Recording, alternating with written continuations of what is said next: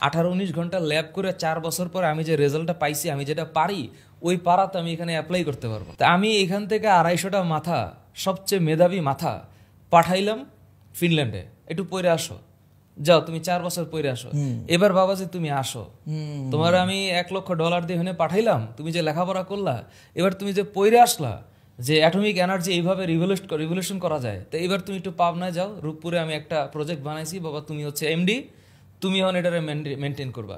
এই হচ্ছে প্রসেস। তো আমি গভর্নমেন্টের মন্ত্রণালয় থেকে বিশাল পরিমাণ টাকা, জনগণের ট্যাক্সের টাকা দিয়ে 200টা মানুষকে দেশের বাইরে পাঠাইলাম। ওনারা ওইখানে গিয়া সুন্দর জীবন দেখা সেটেল হয়ে গেল, এবং সেটেল হওয়ার পর ওনার যে অর্জিত মেধাশক্তি সেটাকে নিয়ে উনি ওই দেশেই সেটেল হয়ে গেল। তাহলে এই দেশ তো কিছু পাইল না, ফাঁকা হয়ে গেল, তাই না? তো পৃথিবী এইরকমভাবেই চলে আসতেছে যে দেশের পৃথিবীর যত উন্নত হয় সব জ্ঞান দিয়ে উন্নত হয়। তো ওরা পৃথিবীর যারা উন্নত দেশ, ওরা উন্নত হয়ে যাচ্ছে কারণ তারা বাকি সাবকন্টিনেন্টগুলো থেকে আরো মেধাগুলো নিয়ে আসতেছে, আইনা ওদের কাছে রেখে দিচ্ছে। তো আমার গভর্নমেন্টের আজ থেকে গত কয়েক দশকে যত পরিমাণ মাথা দেশের বাইরে গেছে, সরকারি খরচে যারা লেখাপড়া করতে গেছে, তাদের কত শতাংশ আমার গভর্নমেন্টের কাজে আসছে। যদি এইটা ঠিক করা যায় তাহলে সিস্টেম এমনিতেই ডেভেলপ করবে। আমাদের এন্টায়ার যেই রেভলিউশন আমরা আমাদের নিজের খরচে নিজের ইয়েতে করতে পারবো। এমনিতে গভর্নমেন্টের খরচে কি সেরকম যায়, মানে কিরকম যেতেছে, মানে একটা আইডিয়া এখন মানে মনে করেন, সরি মাঝকে করলাম, হচ্ছে নিজের খরচে যাচ্ছে অথবা নিজে ওইখানে একটা স্কলারশিপ পাচ্ছে, এইভাবে যাচ্ছে। কিন্তু আপনি যে দিকটা দেখাইলেন, এটা আমি মনে করি যে হ্যাঁ, গভর্নমেন্টের এরকম লোক পাঠানো আরো বেশি উচিত। তুমি ওখানে শুধুমাত্র যাবাই না, শিখবাই, আবার আসবা। হ্যাঁ, তুমি ওইখানে ভালো ভালো যেন প্রজেক্টে সে কাজ করতে পারে, দরকার হলে তাকে আরো অনেক রকম ইনফ্লুয়েন্স করে ঢুকাবে, বড় বড় প্রজেক্টে ঢুকাবে গভর্নমেন্ট, শিখে আসবে। কিন্তু এমনিতে এরকম সিনারিও গুলো কি, আমরা তো এগুলো খুব কল্পনাও করতেছি না যে আসলে কি এরকম লোকজন এভাবে শিখে চলে যাচ্ছে। এটার কোনো স্ট্যাট আমার কাছে নাই। আচ্ছা আচ্ছা। তবে মানে এর মধ্যে যে দেশপ্রেমিক আছে নাই তা না, অনেক মেধাবী আছে যারা চায় যে ওর মেধাটা কাজে লাগুক, কিন্তু ও জানে যে এই দেশে আইসা ও ওর মেধাটা কাজে লাগাইতে পারবে না, এই কারণে আসে না। এই কারণে ও আসে না।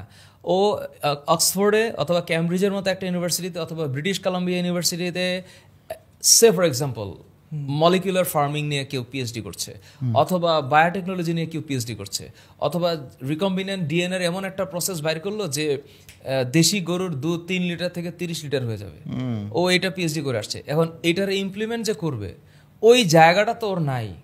তো ও তো যে মেধাটা, ও জানে যে আমি ব্রিটিশ কলাম্বিয়ায় গেছি বা আমি হচ্ছে ক্যামব্রিজে একটা সাবজেক্টে পিএইচডি করতেছি, ও কনফার্ম যে এত সুন্দর একটা পরিবেশ রাইখা ও এইখানে আইসা শুধুমাত্র দেশপ্রেমের কারণে ওকে টানবে না, ও টানবে না, এই কারণে ওইখানে যাচ্ছে। এখন এর কোনো স্টেট আমার কাছে না, আমি একটা আন্দাজ করতেছি, তবে এটা আমার হাইপোথিসিস, এবং এই হাইপোথিসিসটা রাইট, এটা হিউম্যানলি রাইট। গভর্নমেন্ট এত মেধাবী মানুষ থাকে না, কিছু খুব গড গিফটেড মেধাবী মানুষ, তো এর মেধা ও চিন্তা করে এখানে আমি কি করবো, জেনেটিক ইঞ্জিনিয়ারিং এর কোনো সেক্টরই তো নাই, আমি কাজ করবো কোথায়, আমার তো একটা কাজ দেওয়ার জন্য ল্যাবই নাই, ওইরকম একটা পিএইচডি হোল্ডার এই দেশে এসে কাজ করার জন্য ওর যে ল্যাব লাগবে ওই ল্যাবটাই তো নাই, তাহলে ও কেন আসবে? এখন আপনি যদি এক একজনকে ধরেন যে ভাই তোমরা যে গেলা আর আসলো না, এই উত্তরই আপনি দিতে পারবেন না। যে ও বলবে যে আমি যে বেটা মেধাটা আমার যে পিএইচডিটা 18-19 ঘন্টা ল্যাব করে 4 বছর পরে আমি যে রেজাল্টটা পাইছি, আমি যেটা পারি, ওই পারাতে আমি এখানে অ্যাপ্লাই করতে পারবো না, তা আমি কেন আসবো? এই কারণে ওনারা ওখানে থাকে, আর এই কারণে ওইখানে থাকে বলে আমার দেশে আর কখনো ডেভেলপমেন্টই হয় না। এটা চেঞ্জটা আমি আমার ওই যে বরাদ্দ, হ্যাঁ, ওই যে একটা যে ল্যাব, অক্সফোর্ডের যে ল্যাবে ওই পিএইচডি হোল্ডার কাজ করতেছে, ওই রকম একটা অ্যাক্টিভিটি এই দেশে বানাইতে হবে। ভাই ল্যাব কিন্তু হয়েছে, কিছুদিন আগে আমি দেখছি ল্যাব হয়েছে। কি ল্যাব হয়েছে আমি একটু বলি আপনাকে। হ্যাঁ, প্রচুর পরিমাণ আইটি ল্যাবের নামে অনেক কম্পিউটার কেনা হয়েছে। হ্যাঁ, আর এই কম্পিউটার চালানোর মানুষটা নাই। ল্যাব হয়েছে ভাই, সারা দেশে প্রতিটা স্কুল কলেজে ল্যাব হবে, কিন্তু ল্যাবের কোনো অ্যাক্টিভিটি নেই পার্টিকুলার মন্ত্রণালয় থেকে। সেটাই। সো হ্যাঁ, দেশ আইসিটিতে একদম আইসিটিতে বড় হয়ে যাবো আমরা।